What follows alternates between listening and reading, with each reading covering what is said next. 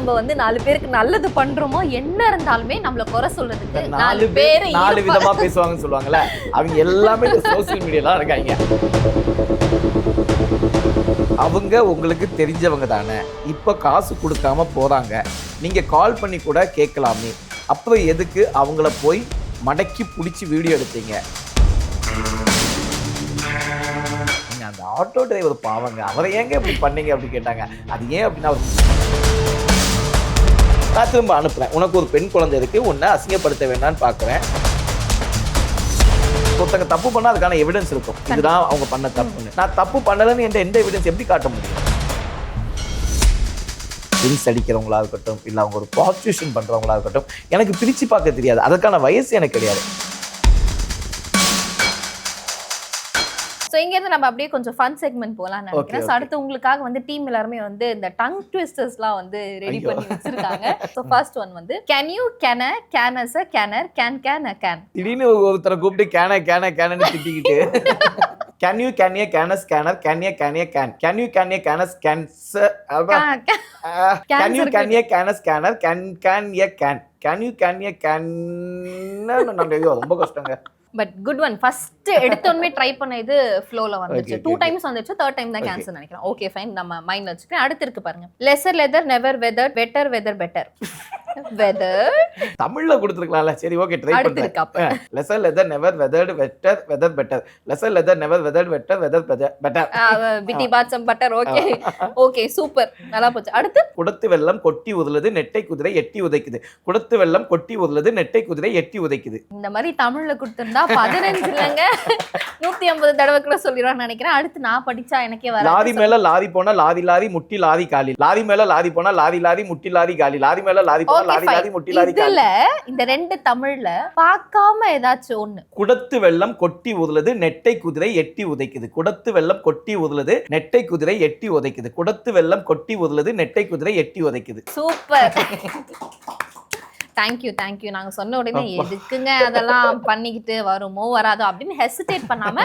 ரொம்ப ஜாலியா சூப்பரா போச்சு. தேங்க்யூ. ஸோ இங்க இருந்து அப்படியே உங்களோட வீடியோஸ்க்குலாம் வந்து பாத்தீங்கன்னா நிறைய பேர் வந்து ஒரு சில காமெண்ட்ஸ்லாம் வந்து பண்ணிருக்காங்க. நிறைய பேர் பண்ணிருக்காங்க. அதுல ஒரு சில பிக்ட் கமெண்ட்ஸ் மட்டும் நாங்க வச்சிருக்கோம். இந்த கமெண்ட்ஸ் எல்லாம் நான் நிறைய கடந்து போயிட்டேன். ஆனா இவங்க பாருங்களேன், அந்த கமெண்ட்ஸை எடுத்துட்டு வந்து ஸ்கிரீன்ஷாட் எடுத்து எனக்கே காட்டுறாங்க. வாவ், படிப்போம். ஸோ பொதுவாகவே நம்ம என்ன வீடியோஸ் போட்டாலும் அது பாசிட்டிவோ நெகட்டிவோ சுத்தி நம்ம வந்து 4 பேருக்கு நல்லது பண்றோமோ என்ன இருந்தாலுமே நம்மள குறை சொல்றதுக்கு 4 பேர் 4 விதமா பேசுவாங்கன்னு சொல்லுவாங்கல்ல, அவங்க எல்லாமே இந்த சோசியல் மீடியால இருக்காங்க. அவங்க வேலையே இதுதான். அதுவும் உங்களுக்காகவே நிறைய பேர் நிறைய கேட்டிருக்காங்க. பட் ஈவன் தோ ஜஸ்ட் சிம்பிளா ஒரு சில கமெண்ட்ஸ் மட்டும் நம்ம எடுத்து வச்சிருக்கோம். அதை நீங்க படிங்க. இதுக்கு நீங்க என்ன ரிப்ளை வந்து சொல்ல விரும்புறீங்க? அவங்க உங்களுக்கு தெரிஞ்சவங்க தானே, இப்ப காசு கொடுக்காம போறாங்க, நீங்க கால் பண்ணி கூட கேட்கலாமே, அப்போ எதுக்கு அவங்கள போய் மடக்கி பிடிச்சி வீடியோ எடுத்தீங்க? நான் அவங்களுக்கு சப்போர்ட்லாம் பண்ணல, நான் பார்த்ததுனால கேட்குறேன். அட அறிவு கொழுந்துகளா, என்னன்னா அதான் அவங்க எடுத்துட்டு போயிட்டாங்க. அவங்க கேட்கறது என்ன, நீ ஃபோன் பண்ணி கேட்கலாமே, ஃபோன் எடுத்தாதானே கேட்கறதுக்கு. அவங்களுக்கு நான் அத்தனை கால் பண்ணி அதாவது எடுத்துட்டு போறாங்க, இந்த மோட்டிவ் வரவங்க எப்படி என் ஃபோன் பிக் பண்ணுவாங்க? அவங்க போயிட்டாங்க, விட்டா என்னால பிடிக்க முடியாது, வீடு தெரியாது, அதனாலதான் போய் மடக்கி ஈவன் நீங்க கால் பண்ணிருக்கீங்க, எடுக்கல அவங்க. அண்ட் இதுல இன்னொரு கமெண்ட்ஸ் நீங்க எடுத்து வைக்கல, நான் அதுக்கும் இதுல சேர்த்து பதில் சொல்றேன். எங்க அந்த ஆட்டோ டிரைவர் பாவங்க, அவரை ஏங்க இப்படி பண்ணீங்க அப்படி கேட்டாங்க. அது ஏன் அப்படின்னா, ஒரு காமனா ஆட்டோ டிரைவரா வந்திருந்தா நான் கண்டிப்பா அவங்களை நான் பேசியிருக்க மாட்டேன். அவர் உள்ள வந்து இவங்க பேசும்போது பின்னாடி ஃபுல்லா வீடியோ எடுத்துட்டு இருக்கிற அவர் தான். அண்ட் இவங்க கண்ணை காட்டும் போது எடுத்துட்டு போன கூட சொல்ல, அப்படி கண்ணை காட்டும் போது எடுத்துட்டு போறாங்க. அப்ப எனக்கு என்ன தோணும், உன் கூட உள்ள ஆள் வராதே வீடியோ எடுக்கிறாரு எடுத்துட்டு போறாங்க, அப்ப 2 பேரும் ஃப்ரெண்ட் தானே, அதனால தான் நான் அவ்வளவு இதா சொன்னேன், நீயும் கூட சேர்ந்து பண்றியா அப்படின்னு. காமனா அவங்க ஆட்டோல வந்து வெளியே இருந்தா கண்டிப்பா எந்த ஆட்டோ டிரைவரும் அப்படி பேசியிருக்க மாட்டேன். அந்த அளவுக்கு நமக்கு இது எல்லாமே இருக்கும். ஓகே, அடுத்த கமெண்ட்ஸ் போலாமா? ரொம்ப இன்ட்ரெஸ்டிங்கா இருக்கு. நாஞ்சில், உங்க வேலை யாருக்காகவும் குழந்தை மேல் சத்தியம் செய்ய வேண்டாம், தலையே போனாலும் குழந்தை மேல் சத்தியம் வேண்டாம். நாஞ்சில், ரொம்ப நன்றி. இது உண்மைதான். பட் அது ஒரு எமோஷனல் மூமெண்ட், அது பிளான் பண்ணி பண்ணணும் கிடையாது. ஏன்னா நானே என் ஒய்ஃப்டே சொல்லுவேன், எதுக்கும் பாப்பா மேலே சத்தியம் பண்ணக்கூடாதுன்னு தான் சொல்லுவேன். அது அந்த வீடியோ எடுக்கும்போது, ஏன்னா நம்மளை பற்றி ஒருத்தங்க அலிகேஷன் வைக்கிறாங்க, அவங்களே ஒருத்தங்க சொல்றாங்க அவன் எதுவும் பண்ணலன்னா குழந்தை மேல சத்தியம் பண்ண சொல்லுன்னு கேக்குறாங்க.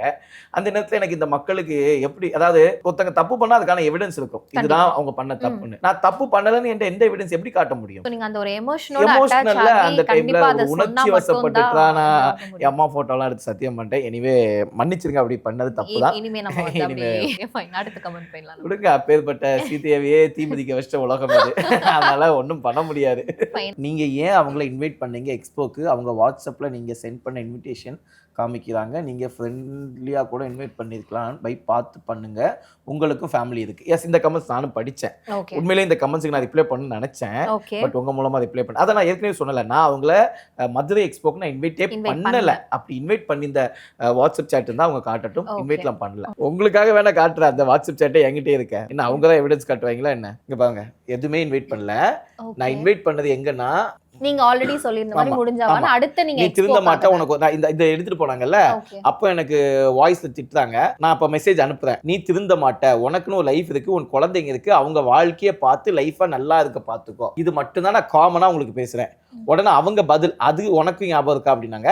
இப்போ நான் இந்த திருச்சி, அதாவது மதுரை முடிச்சுட்டு அடுத்த எக்ஸ்போடைய போஸ்ட் அனுப்புறேன். இப்ப என்ன அதுக்கு முடிஞ்சா வா, ஏன்னா இங்க வந்து இப்படி பண்ணிட்டு போனல, நீ முடிஞ்சா இங்க வா, ஏன்னா அங்க நான் ப்ரிப்பேர் இல்லாம போயிட்டேன், இப்ப நான் ப்ரிப்பேரா இருக்கேன், இப்ப நீ வந்தனா நான் பாத்துக்கலாம். வந்தா என்ன பண்ணுவீங்க சார், பயந்து ஓடுன்னு என்ன கேட்டா, நான் சொன்னேன் ஹஹா சிசிடிவி வீடியோ அனுப்பவா, யார் ஓடுனாங்க, ஏன்னா அங்க ஓடுனது அந்த அம்மா தான். அனுப்பு, நானும் பாக்குறேன் எப்படி ஓடுனேன்னு.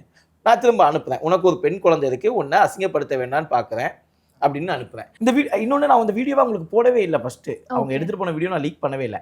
இவங்க இந்த மாதிரி ஃபால்ஸ் எலிகேஷன் வச்சதுக்கு அப்புறம் தான் நான் இந்த வீடியோவை லீக் பண்ணேன். ஓகே, நெக்ஸ்ட் கமெண்ட்ஸ் போலாமா? அண்ணா, பேசுற பர்சன் பேசிட்டு இருப்பாங்க, பட் நீ உன் ஒர்க்கை பார்த்துட்டே இருந்து அதுதானா உண்மையா வரும் அண்ணா, விடுங்க அண்ணா. தேங்க்யூ, உண்மை அதுதான்.